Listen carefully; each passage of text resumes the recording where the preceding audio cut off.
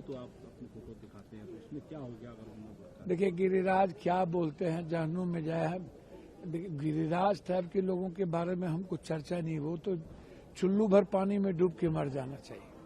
अब संजय निषाद जी ने जिस तरीके से आग में घी डालने का काम किया, ये कितना गलत है, ये तो बहुत गलत है। जिस तरीके की भाषा का प्रयोग उन्होंने किया, नीतीश जी का इंटेंशन आप देखिए, वो तो गलत नहीं है ना।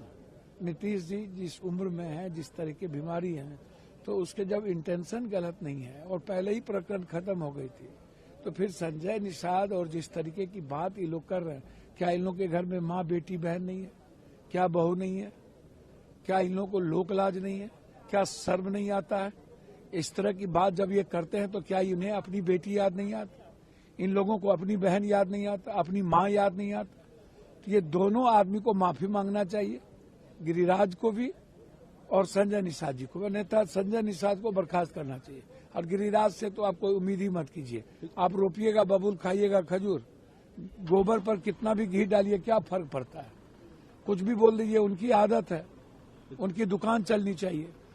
लेकिन मैं इतना जानता हूं कि माँ बेटी बहन कोई जाति, कोई धर्म, कोई वर्ग, कोई मजहब, कोई क्षेत्र, कोई लिंग नहीं हो सकता। लेकिन नीतीश कुमार जी को आप एक तरीके से उनके इंटेंशन पर नहीं, मैंने सीधा कहा कि इंटेंशन गलत होता तो निश्चित रूप से नीतीश कुमार जी उस पद के लायक नहीं होते या नीतीश कुमार को क्षमा मांग। मैं समझता हूं कि नीतीश कुमार जी का इंटेंशन गलत नहीं था।